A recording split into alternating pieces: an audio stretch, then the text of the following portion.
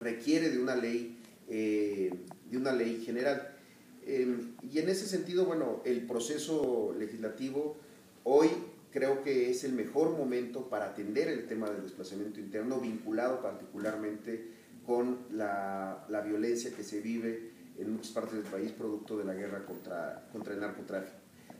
Ayer escuchábamos el anuncio del Ejecutivo Federal respecto a la ley para desaparición forzada y a la ley para el tema de tortura. Nosotros estamos preparando un pronunciamiento para solicitar que en este paquete de iniciativas que van a llegar al Congreso de la Unión se inscriba también, no la iniciativa de ley, porque ya está, pero sí la necesidad de su dictaminación lo más pronto posible. Ese es un poco el escenario que se está viviendo en este momento en el Senado de la República frente a esta ley general que ya lleva más de un año desde que se presentó. Ahora, yo creo que en este recorrido de estudios, de análisis y perspectivas que se presentan en el libro y que además enriquecen y documentan varias geografías, no solo es la de nuestro estado, pues servirán para eso, para sensibilizar y para despertar también el interés en el tema en quienes hoy pueden desconocerlo de manera muy legítima, conocer más y también encontrar, como recomiendan justamente estos principios rectores de Naciones Unidas, soluciones duraderas a realidades dramáticas. Yo quisiera señalar 5 puntos muy particulares que me parece que son sobre los que se debe de seguir trabajando. El primero, por supuesto, que es el asunto del diagnóstico del problema y en particular del Registro Nacional de Desplazados, conocer el fenómeno de forma sistematizada desde las instituciones públicas. Nosotros vimos un trago muy amargo hace algunos meses, en mayo, cuando el entonces ombudsman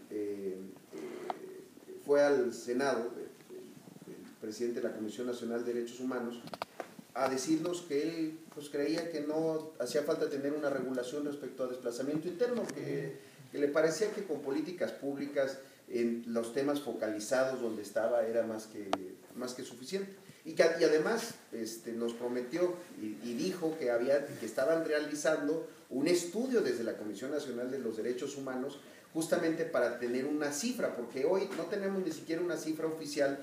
Hay estimaciones como la de parametría, que yo supongo se acerca mucho a la realidad, pero no tenemos hoy una cifra, no sabemos cuántos desplazados hay en el país, no sabemos exactamente dónde están. Hay algunos grupos mucho más, digamos que tienen una cercanía del estudio que nos permite llegar a datos, pero particularmente los que han sido producto de la violencia en el norte del país, pues están un poco perdidos en la estadística. Entonces creo que eso sigue siendo una necesidad.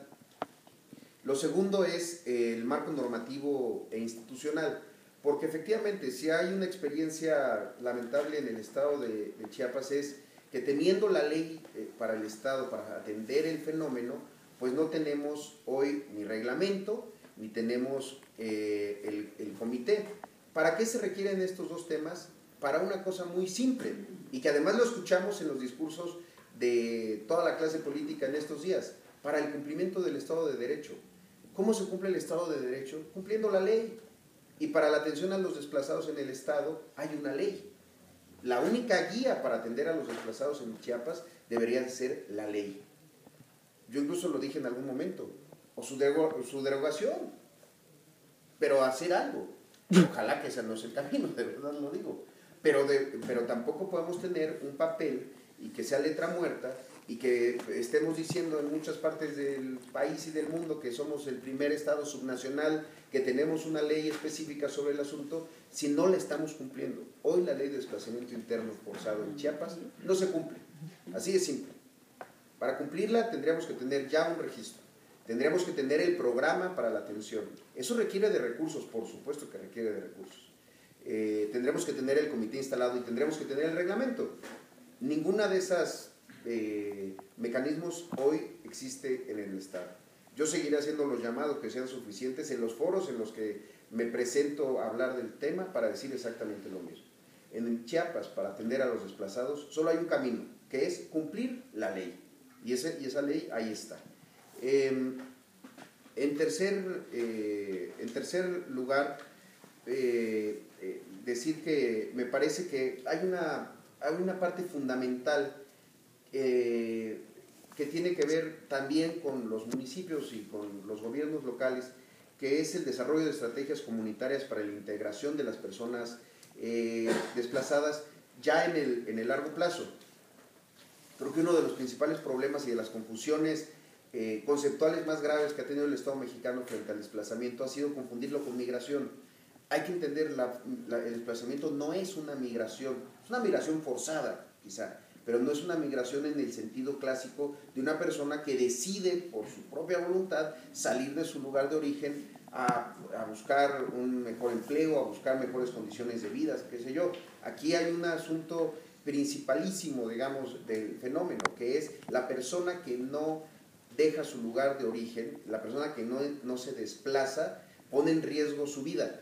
Esa es la lógica principal. El que se queda se muere, ¿no? Por decirlo de manera como muy, no dramática, muy realista.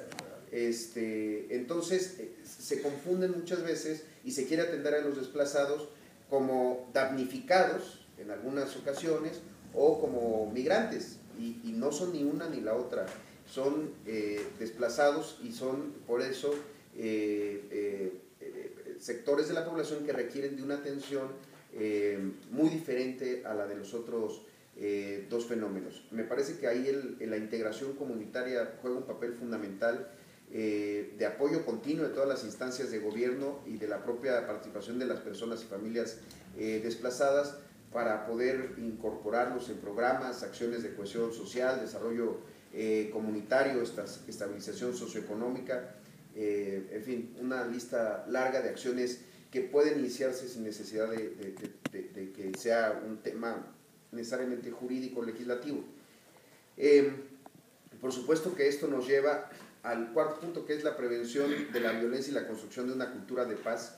Si algo dejan como lección los principios rectores es que el desplazamiento, primero que nada y como principal tarea del Estado, es prevenirlo. No es un fenómeno deseable, por supuesto, y que el trabajo debe de estar siempre en su prevención. Y la prevención pues pasa por muchas cosas, por supuesto, con combatir la desigualdad. La desigualdad, si no se le deja de ver solamente como un fenómeno de ingresos, de riqueza y de economía, y se le entiende como un asunto de justicia y de prevención de la violencia, pues entonces seguiremos abriendo esa brecha. No, yo estoy convencido de que no hay mejor construcción de una cultura de paz que el combate a la desigualdad. Y finalmente quiero hacer una anotación sobre el tema ambiental. Quizá es un tema que nos faltó y para una segunda edición del libro valdría la pena revisarlo de manera mucho más completa, o quizá como un capítulo aparte, porque si bien gran parte de los desplazados en México y del mundo tienen que ver con alteraciones de la paz y de la seguridad, la nueva gran ola de desplazados estará necesariamente vinculada con desastres naturales y también con proyectos de desarrollo, muchos de ellos agravados por los efectos justamente del cambio climático. Solo quiero dejar un dato. Hay un estudio de Norman Myers de la Universidad de Oxford que ha señalado que para el año 2050 podría haber alrededor de 200 millones de personas desplazadas a causas del cambio climático si no se toman precauciones. Y muchos de estos nuevos desplazados tendrán que dejar sus casas debido, pues bueno, desde el aumento del nivel de los océanos o las intensas lluvias, o también, pues obviamente por las sequías. Lo quise dejar nada más como una anotación para futuras reflexiones. Solamente para finalizar, me parece que hay que voltear a ver a nuestra historia cada vez más como el mejor punto de referencia para entender lo que está pasando en nuestro presente. Y el fenómeno del desplazamiento interno en Chiapas lleva muchos años. No es algo nuevo, ha tenido olas, ha tenido momentos de incremento y demás, pero es algo que ha estado presente entre nosotros durante décadas.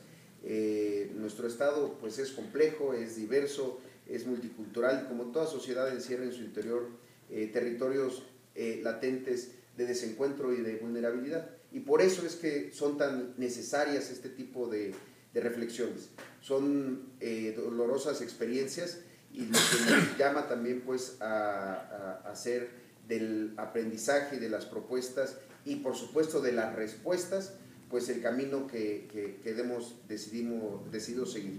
Hoy con este libro creo que podemos decir que contribuimos a ese aprendizaje, y déjenme finalizar solamente leyéndoles el primer párrafo de la presentación que escribí para este libro, y dice: los que olvidan no pueden reír, y el llanto vive en sus ojos porque no pueden recordar la luz.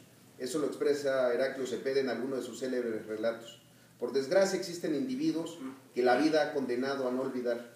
Ante diversos sucesos del destino, olvidar debería de ser una opción, casi un derecho, máxime cuando aquellos que no hubieran sido afortunados y la capacidad del Estado se haya visto limitada, no solo a brindar atención a dichos incidentes y a esas desgracias, sino que tampoco hubiera sido capaz de otorgar mejores expectativas de vida que amainen la turbia memoria. A este lamentable grupo de condenados corresponden los desplazados internos. Los desplazados viven con sus recuerdos, y estos últimos caminan a su lado, siendo esta compañía, las más de las veces, su única pertenencia. Muchas gracias, buenas noches.